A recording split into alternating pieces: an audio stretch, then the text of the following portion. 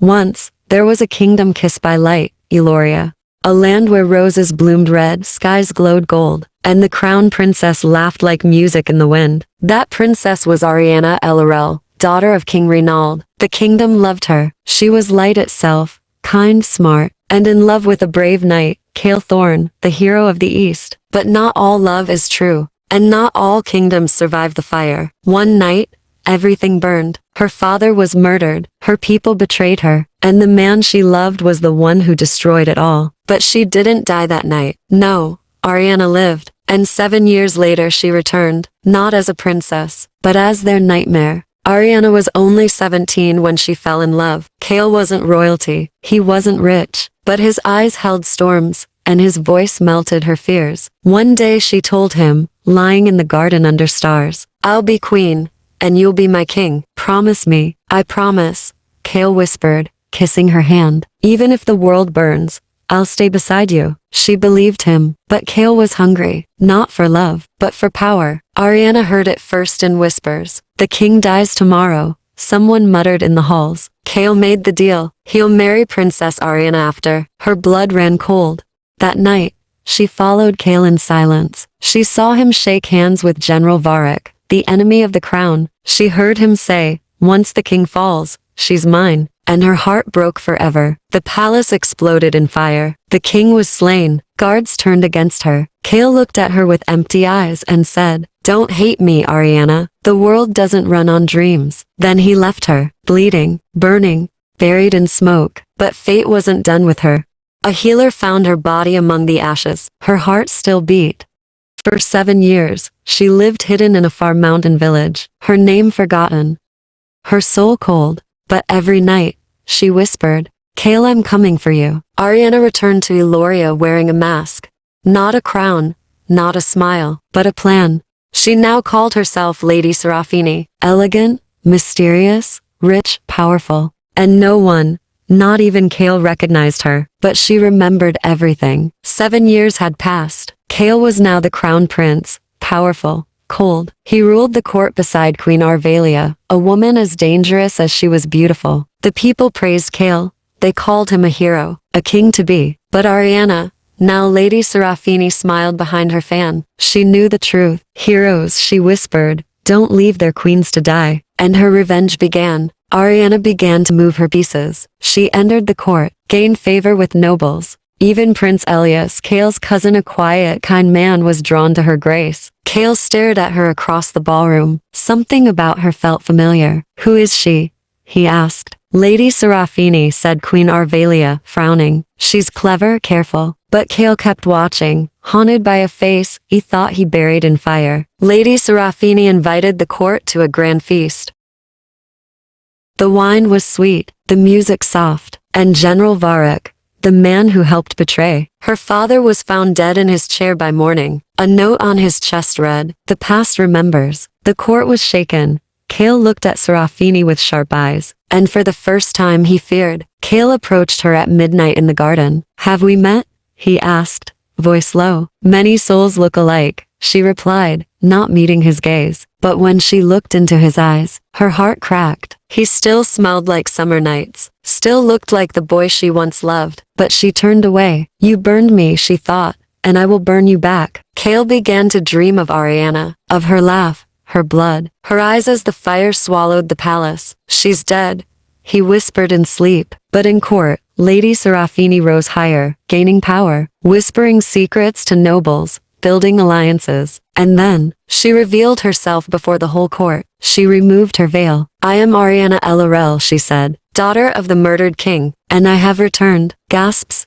silence, fear. Cale fell to his knees. Queen Arvelia's face twisted in rage. Ariana's voice echoed through the royal hall. "You called me dead. You crowned yourselves on my grave. But I lived, and I remember everything." Queen Arvelia stood, furious. "Seize her." But no one moved, because behind Ariana stood loyal nobles, secret guards, and the people who still remembered the true princess. Cale could barely breathe. His heart pounded. "You're alive," he whispered. "Yes," she said, "and I'm here for justice." That night, Cale came to her chambers in the rain, dripping, silent, broken. "I thought I was saving you," he said, I gave up everything for the crown and lost everything that mattered. Ariana's tears fell, not from love, but grief. You didn't lose me, Kale, she whispered. You threw me away. She turned her back on him, but his eyes stayed on her, like a man dying of thirst staring at the sea. Queen Arvelia was captured, her crimes exposed by Ariana one by one, poisoning council members, manipulating Kale, stealing royal power. Arvelia laughed in chains. You think love will save you? She spat. Kale will always choose the throne. But Kale shocked them all. No, he said. I choose her. And for the first time in years, Ariana looked at him truly. Ariana didn't forgive him easily. She made him walk through the pain. Every lie, every scar, every tear. But slowly, he changed. He learned. He bled for her. And she saw it. One night, she sat beside him in the garden, the same place they once dreamed. Would you still fight 1,000 wars for me? She asked. I already have, he whispered. And this time, she believed him. Ariana was crowned queen, not because of birth, not because of Kale, but because she earned it with pain, patience, and power. The people cheered. Kale stood by her side, not as king, but as her knight again. The palace that once burned, now bloomed with roses. And love, real love, not blind, not foolish, but strong and healed, finally returned. 6 months after her coronation, Queen Ariana Elorel stood on the palace balcony. Below her,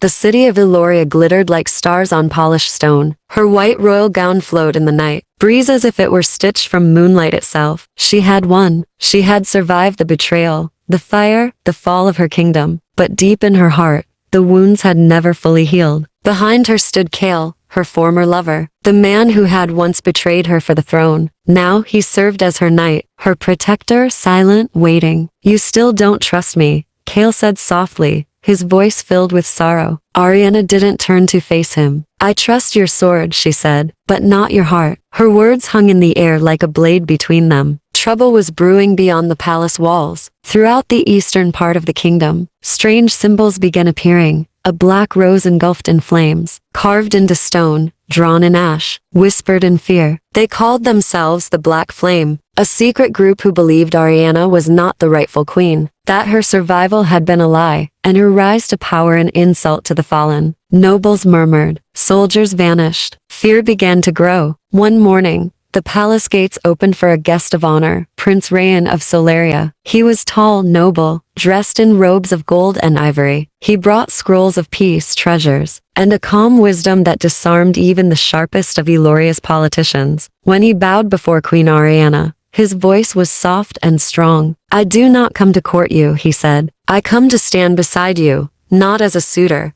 but as a man who believes in your crown. Kale watched the prince from a distance, silent and tense. Kale had once been a commander, a hero, and a fool. He trained alone at dawn, striking the practice post until blood ran down his fingers. Every hit was a memory, every scar a regret. He had left Ariana in the flames to serve Queen Arvelia, but it had been a mistake, a weakness, a betrayal. I thought I was saving her, he whispered to himself, but I only saved my shame. A noble woman arrived at the palace, dressed in crimson silk and shadows. Her name was Celine Azar. She claimed to be from the southern courts, an ally, a friend. But her smile was too perfect, her voice too smooth. I bring a gift, she told Ariana, and a secret that belongs to your knight. When Kale saw her, the blood drained from his face. Celine, he whispered, you left me behind, she replied coldly, but I did not forget you. That night, Celine revealed her gift, a small boy, quiet and sharp-eyed, no older than 7. He is yours, she said to Kale. His name is Riven, your son. Ariana staggered. Her heart cracked open again. Kale dropped to his knees. I didn't know. Celine. I swear I never knew. Celine's voice was like ice. You will know pain now, Kale. As I did. Ariana fell ill the next morning. A black rose petal was found in her wine. The black flame has reached the palace, Prince Rayan warned. Ariana's eyes blazed. Then we will rip them out, root and all. She ordered a silent investigation. The crown's justice moved like a blade in the dark. Under moonlight in the royal gardens, Rayan presented scrolls of alliance. Marry me, he said. Join our kingdoms. I offer peace, not war. Healing, not fire. Ariana said nothing, but her heart softened. Later, Kale confronted her. Is love not enough? He asked. Not when it burns kingdoms, she answered. A palace guard was found dead, chest marked with fire sigils. The black flame is declaring war, Elias, the queen's advisor, said. Celine, standing in the shadows, smiled. Or perhaps we seek justice. Queen Ariana summoned her council. Anyone tied to this rebellion, noble or servant, will face royal judgment, she declared. Her voice held no mercy. Her eyes held fire. At the midsummer ball, Ariana danced first with Kale, then with Prince Rayan. The court whispered. Kale held her close. Choose me again. Rayan offered a soft smile. You deserve peace. Ariana smiled at neither. She danced with a dagger hidden in her sleeve. Riven, the child, had remained silent for days, but that night, he spoke. It was Lady Lyra, he said. She put the petal in the queen's wine. She serves the black flame. Kale knelt beside him. You're brave. Ariana touched the boy's cheek. You're his and you're ours. Lady Lyra confessed. They planned to burn the palace, she sobbed, and blame Kale. Celine vanished that night. Her words echoed behind her. This is only the beginning. Explosions rocked the palace walls. Black banners flew in the wind. The black flame had begun their uprising. Kale led the charge outside the gates. Rayan stayed behind to protect Ariana. I won't leave your side, Rayan said. Then help me fight, Ariana replied. Celine was captured, bleeding, laughing. You think shadows fear you? She hissed. Ariana leaned close. I am the shadow now. The war was over. The city smoked. The palace stood. In the ruined garden, Kale found Ariana sitting among the ashes. He knelt. Forgive me, he said. I already have, she replied. But I won't forget. He bowed his head. I'll spend my life earning it. She reached for his hand. Then rise, Kale Thorn, as my knight, and maybe one day more. Above them, the night sky held no fire, only stars, and peace.